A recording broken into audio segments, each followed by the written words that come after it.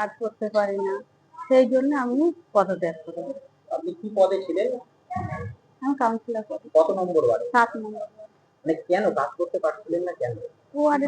ওয়ার্ডের নেতৃত্ব হয়ে সব কাজ করতো, আমি মানে কি বাধা দিত আপনাকে নাকি? না দেওয়ার কি আছে বাধা? একটা যে ওয়ার্ডে কাউন্সিলর, তার হাতে যে এইসব জিনিস আসবে, সেই সব জিনিসই তো আমার হাতে আসতো না। সেগুলো কার কাছে যেত? এইবার এখান থেকে যার হাতে পাঠাতো আমার ওয়ার্ডের নেতৃত্বের কাছে চলে যেত। আপনাকে কি সই সাবস্ত করতে হতো? সই এখান থেকে তো আমিও আসতাম না, আমি পৌরসভায় আসিনি, ওরাই প্যাড নিয়ে আসতো, বাড়ি থেকে সই করে নিয়ে আসতো, দেখি বলতাম। হ্যাঁ, আমি ওই দ্বিতীয়বার কাউন্সিলর হয়ে 1 বছর এসেছিলাম, তারপর থেকে আর আসতাম না। আর এই যে আসলাম প্রথম 5 বছর কাজ করতে। হ্যাঁ, না না না না, তখন তো নতুন, হয়তো তারাও কিছু করতো না।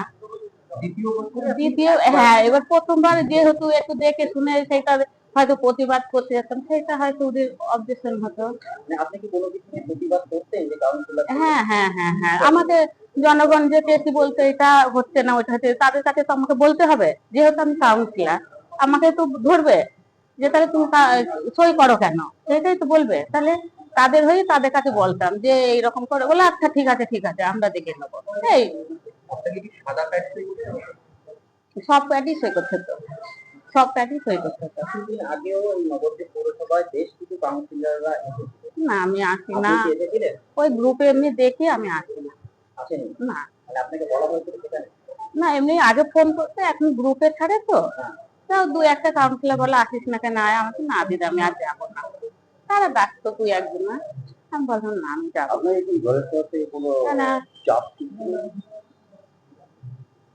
চাপ দিচ্ছি না, আমি ভয় করতাম না, তর্ক করতাম, আমারই ভয় লাগছে ওদের সাথে এত তর্ক করছি, পরে হয়তো আমাকে করবে, সেইটাই। আমি তার বিরুদ্ধে মানে কাকে দেখে ভয় লাগতো বা যে ওয়ার্ডে আমার এই পৌরসভার ছেলে পেলে কেউ আমার সাথে করতো না, আমার ওয়ার্ডেরই নেতৃত্ব দেখে একটু লাগবে, যে বলতাম সামনে হয়তো আবার কোনো যেতে করে। নেতৃত্ব ছিল তাদেরকে দেখে আপনি ভয়? হ্যাঁ, যতই হোক দলের ক্ষমতা থাকলে তো একটু বাবুনাথ। তার ভয়েই আপনি মূলত এতদিন ছিলেন এবং আজকে সে যেত না আমার কাছে, ছেলে পেলে শুধু পাঠাতো। হ্যাঁ, মিতালি হালদার। কত নম্বর ওয়ার্ডে? 7 নম্বর।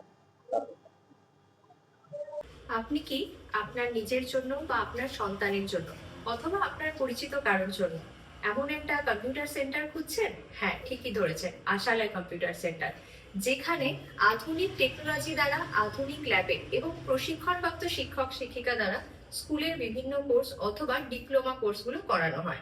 আশালয় কম্পিউটার সেন্টার হচ্ছে একেবারে সরকার অনুমোদিত এবং রাষ্ট্রীয় যুব কম্পিউটার প্রশিক্ষণ কেন্দ্র দ্বারা স্বীকৃত এবং ISO সার্টিফাইড। আশালয় কম্পিউটার সেন্টারে ভর্তি প্রক্রিয়া শুরু হয়ে গেছে এবং সিট কিন্তু লিমিটেড, তাই দেরি না করে সত্বর যোগাযোগ করো।